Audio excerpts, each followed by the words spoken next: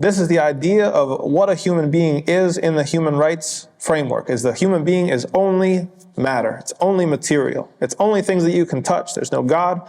There's no afterlife. There's no heaven and hell. There's no revelation. There's no prophets, anything like this.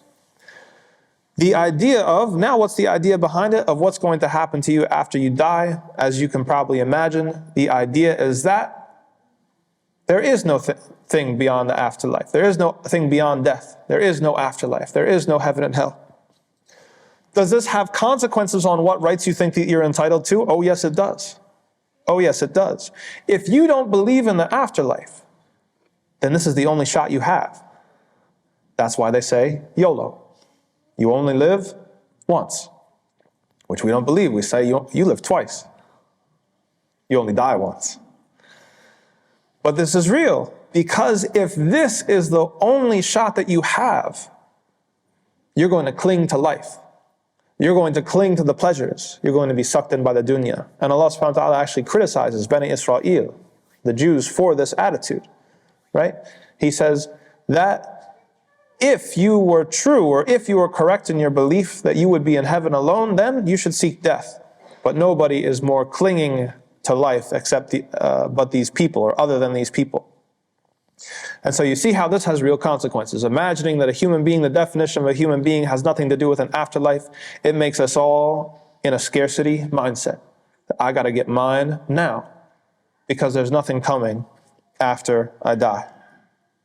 And the last thing we'll touch on here before coming to a new subject is, what does this understanding of the human being think about religion? If we say a human being is just physical matter, no God, no afterlife, no prophets, then how can it account for religion? What's the idea of religion within the human rights frame? The idea of religion is that it is something invented by human beings. Just like your culture. Just like you eat biryani, or you eat javapi, or you eat ma'soub, or you eat, whatever. We can go down the list. Okay, you're Muslim and you're Hindu and you're Christian, it's just your culture. That's the assumption and the implication of the human rights frame. We only define human beings as material creatures, then religion has to be material as well. What do we say? Rites and rituals and beliefs and these sorts of supposedly neutral language. We're not talking about truth and falsehood. We're not talking about right and wrong. We're not talking about good and evil. Those are very, spiritual ways to talk about it. Not secular ways, not ways that jive with human rights. And if you look into the Universal Declaration of Human Rights, it's actually very interesting. You'll find that Article 18, I believe, it supposedly guarantees the right for people to practice their religion freely, which sounds like a good thing. However, you scroll all the way down to the bottom, I think the second to last article, Article 31 or something like that, you'll find that they say that the right to the freedom of religion is restricted to anything the state deems necessary for public safety, public morality, or the personality of the state.